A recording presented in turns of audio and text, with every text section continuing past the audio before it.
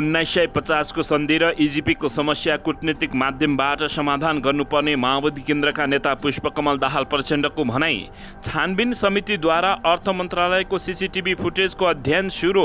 Petroleum पदार्थमा अझै मूल्य बढाउनुपर्ने बाध्यता रहेको मन्त्री दिलेन्द्र प्रसाद बडुको भनाई। मेलम्चीवासीको आग्रह, यहाँको समस्या समाधान गरेर मात्र पानी लैजानुहोस्। गभर्नर महाप्रसाद अधिकारीले कारबाहीको माग गर्दै ओआइसिएलले बुझायो प्रधानमन्त्री देउबालाई ज्ञापन पत्र।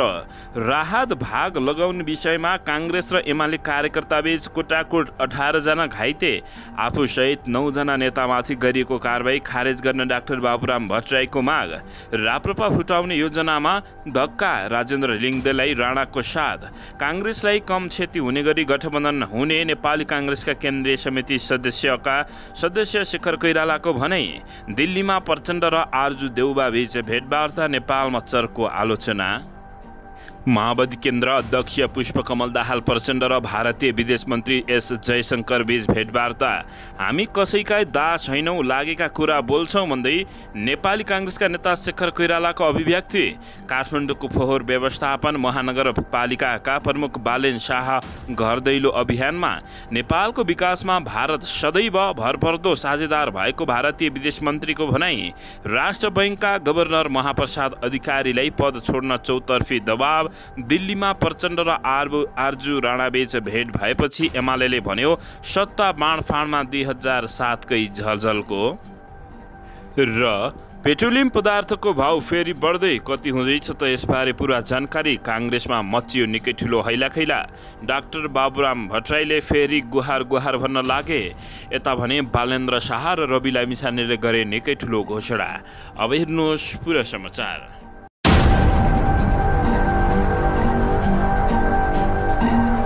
दर्शक महानुभावहरू नमस्कार। नेपाली न्युज टिभीको न्युज बुलेटिन खबरमा यहाँहरूलाई हार्दिक स्वागत छ। सदा चाहिँ आज पनि तपाईँहरूमा देश तथा विदेशका महत्त्वपूर्ण समाचार अपडेटका साथ उपस्थित भइसकेका छौँ। दर्शक महानुभावहरू, हामीलाई तपाईँहरूले कहाँदेखि हेर्दै हुनुहुन्छ नेपाल भए जिल्ला र ठाउँको नाम लेख्नुहोला। यदि विदेशमा हुनुहुन्छ भने आफू रहेको देशको नाम पनि लेख्न नभुल्नुहोला। र हाम्रो च्यानल नेपाली न्युज टिभीलाई अहिलेसम्म पनि सब्सक्राइब गर्नुभएको छैन भने सब्सक्राइब गर्नुहोला, साथै सँगै रहेको बेल आइकनलाई दबाउन पनि नभुल्नुहोला। आउनुहोस् दर्शक महानुभावहरू, आजको मुख्य समाचारतर्फ लागौँ।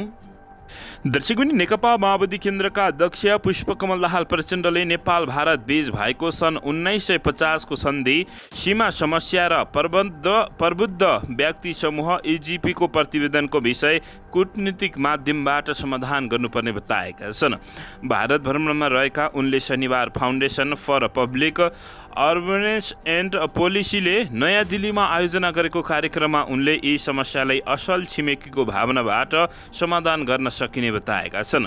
सन् 1950 को सन्धि, सीमा समस्या र प्रबुद्ध व्यक्ति समूहको प्रतिवेदनको विषय कूटनीतिक संवादबाट समाधान गर्नुपर्ने आवश्यकता रहेको उनले उल्लेखेका छन्।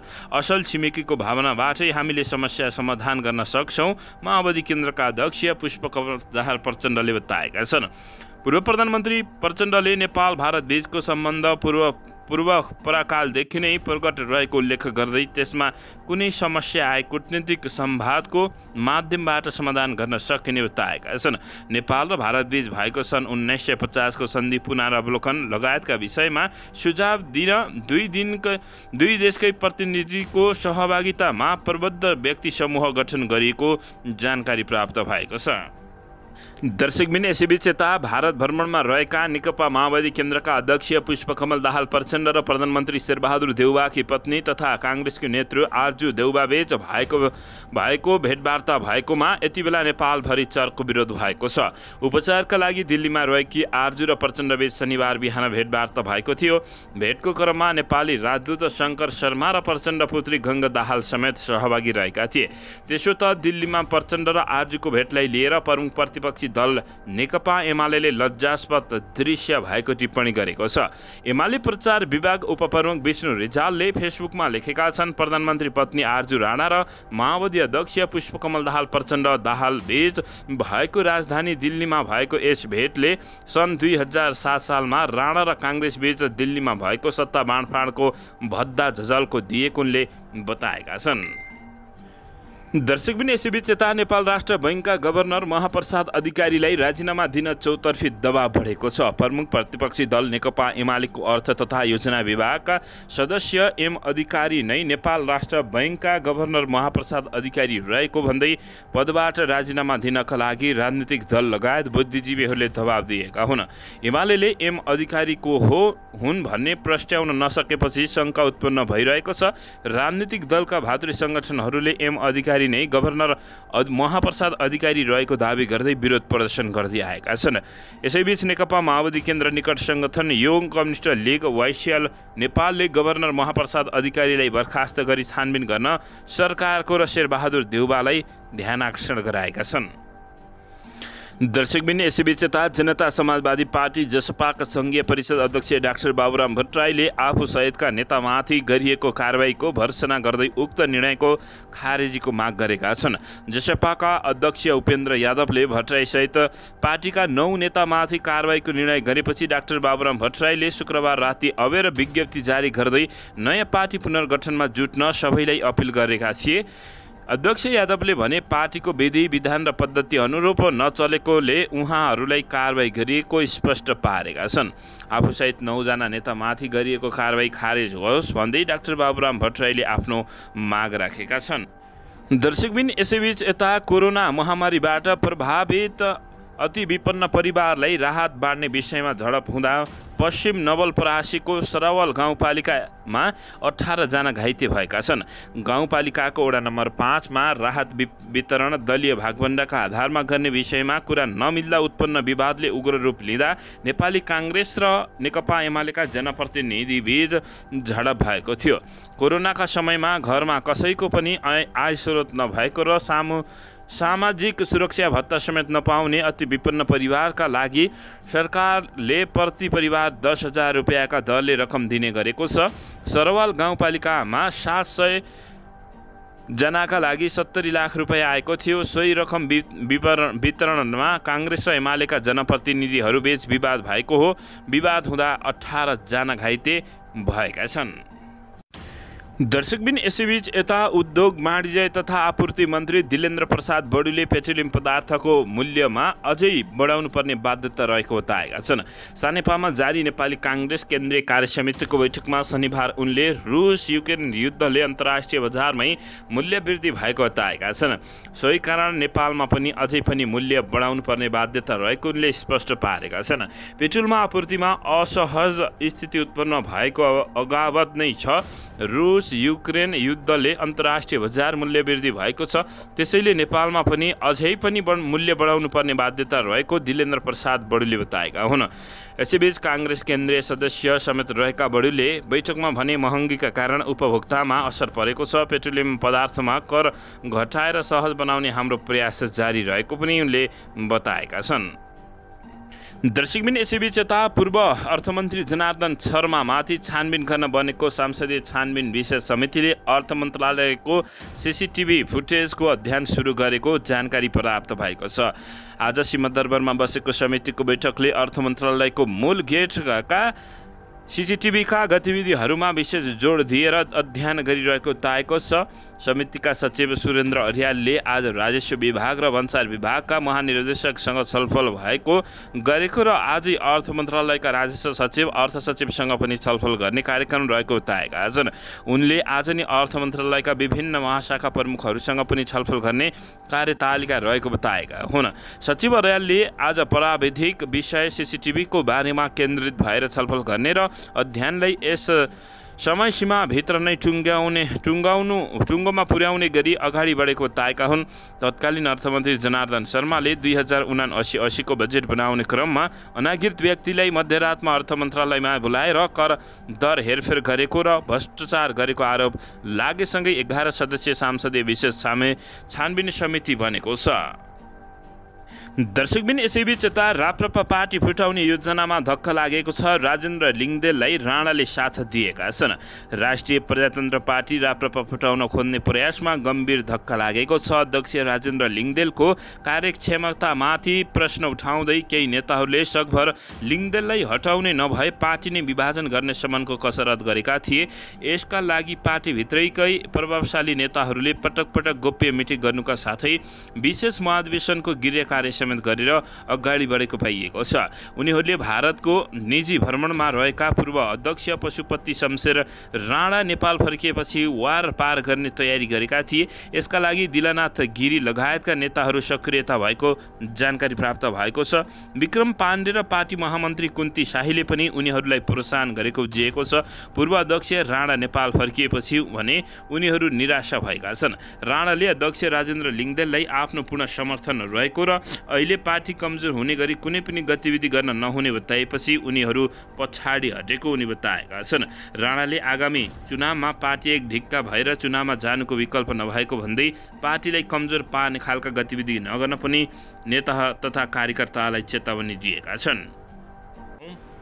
दर्शकबिन नेपाली काङ्ग्रेसकी सांसद पुष्पा भुषाल उपसभामुखमा निर्वाचित भएकी छिन्। शुक्रबार भएको निर्वाचनमा उनी निर्वाचित भएको सभामुख अग्निप्रसाद सापकोटाले घोषणा गरेका छन्। काङ्ग्रेसकी पुष्पालाई नेकपा माओवादी केन्द्र, नेकपा एकीकृत समाजवादी पार्टी, जसपा, लोसपा र जनमोर्चाको समर्थन रहेको थियो। पुष्पा भुषाललाई प्रतिनिधि सभा उपसभामुखमा चयन गरियोस् भनी माओवादीका देवप्रसाद गुरुङले गरेको प्रस्तावमा पुष्पाले 148 मत प्राप्त गरी विजयी भएकी छिन्। उक्त मत तत्काल कायम भएका प्रतिनिधि सभा सांसद सङ्ख्याको बहुमत भएकाले पुष्पा भुषाल उपसभामुखमा चयन भएको सभामुख अग्निप्रसाद सापकोटाले घोषणा गरेका हुन्। उनको विपक्षमा एमाले र राप्रपाले मतदान गरेका थियो। पुष्पाको विपक्षमा 93 मत परेको थियो भने एकजनाले मतदान नै गरेन। मतदानमा जम्मा 242 जना सहभागी भएका थिए। उपसभामुखकी अर्की उम्मेद्वार एमालेकी विद्या भट्टराईलाई उपसभामुखमा चयन गरियोस् भन्ने प्रस्तावको पक्ष वा विपक्षमा भने मतदान नै नभएन।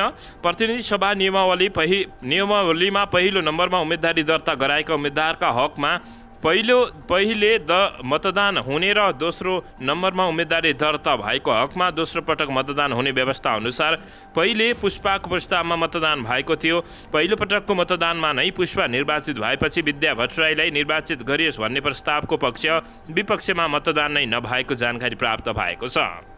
दर्शकबिन भारत भ्रमणमा रहेका नेकपा माओवादी केन्द्रका अध्यक्ष पुष्पकमल दाहाल प्रचण्डले आइतबार भारतीय प्रधानमन्त्री नरेन्द्र मोदीसँग भेटघाट गर्ने भएका छन्। शुक्रबार नयाँ दिल्ली पुगेका प्रचण्डले आइतबार बिहान ब्रेकफास्टसँगै मोदीसँग वार्ता गर्ने तय भएको उनको सचिवालयले जानकारी दिएको छ।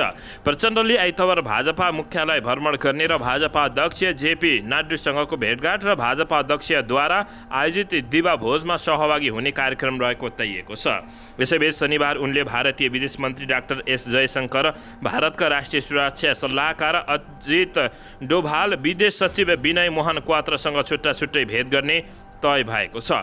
प्रचण्डलाई इन्दिरा गान्धी अन्तर्राष्ट्रिय विमानस्थलमा नेपाली राजदूत डाक्टर शङ्कर प्रसाद शर्मा, उपनियोग प्रमुख रामप्रसाद सुवेदी, भाजपा विदेश विभाग प्रमुख विजय चौथैवालाले भारतीय विदेश मन्त्रालयका नेपाल भुटान देशका सहसचिव अनुराग श्रीवास्तवले सहयोग गरेको जानकारी प्राप्त भएको छ। दर्शकबिन यसैबीच यता चीनले नेपालका लागि अमेरिकी प्रस्तावित राजदूत डिन थम्सनले संसदीय सुनवाईका क्रममा दिएको अभिव्यक्तिको खण्डन गरेको छ। चीन र अमेरिकाले नेपालमा द्वन्द्व फैलाउने खाले अभिव्यक्ति दिन थालेका छन्। नेपाल स्थित चिनिया दूतावासकी प्रवक्ता गाओ वेले शुक्रबार थम्सको भनाई खण्डन गरेकी छिन्। बुधबार सुनवाईका क्रममा थम्सले चीनको दुष्प्रचारका बावजुद नेपाली सांसदबाट मिलेनियम च्यालेन्ज कर्पोरेसन एमसीसी सम्झौता अनुमोदन भएको बताएका थिए। चिनिया दूतावासले उल्टो अमेरिकाले दुष्प्रचार गरेको बताएको छ।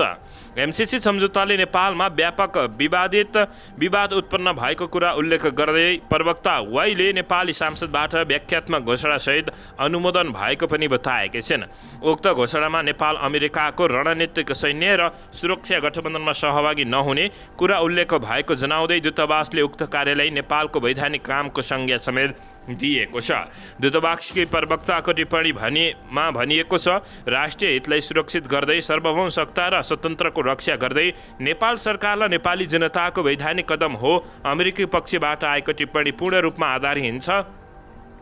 उनीहरूले चीनको बदनाम गर्ने प्रयास मात्रै गरेका छैनन्, नेपाल र नेपाली जनताको अपमान समेत गरेका छन्। वास्तविक रूपमा अमेरिकी कदम चाहिँ दुष्प्रचार भएको चीनको टिप्पणी रहेको छ र नेपालमा चीन र अमेरिकाले द्वन्द्व फैलाउन खोजिरहेको नेपालीहरूले आकलन गरेका छन्। दर्शकबिन, यसैबीच यता सांस्कृतिक पर्यटन तथा नागरिक उड्डयन मन्त्रालयले आफू मतहतका सम्पूर्ण विभाग, आयोग, प्रतिष्ठान, परिषद लगायत अन्य कार्यालयमा ग्यास सिलिन्डर हटाई विद्युतीय चुलो प्रयोग गर्न निर्देशन दिएको छ। उद्योग, वाणिज्य तथा आपूर्ति मन्त्रालयले पठाएको चिठी अनुरूप पर्यटन मन्त्रालयले आफू मतहतका निकायमा साउन महिनाभित्र विद्युतीय चुलोको प्रयोगका लागि आवश्यक व्यवस्था मिलाउन निर्देशन दिएको हो। यसैबीच उद्योग मन्त्रालयले बिहिबार गरेको पत्रचारको आधारमा पर्यटन मन्त्रालयले माताहतका निकायमा विद्युतीय चुलोलाई प्रभावकारी रूपमा अगाडि बढाउने योजना ल्याएको हो। उद्योग मन्त्रालयले बिहिबार सिंहदरबार भित्र भएका सबै मन्त्रालयले पत्रचार गर्दै आफ्नो कार्यालय र आफू माताहतका निकायहरूमा ग्यास सिलिन्डर हटाई विद्युतीय चुलोको प्रयोग गर्न आग्रह गरेको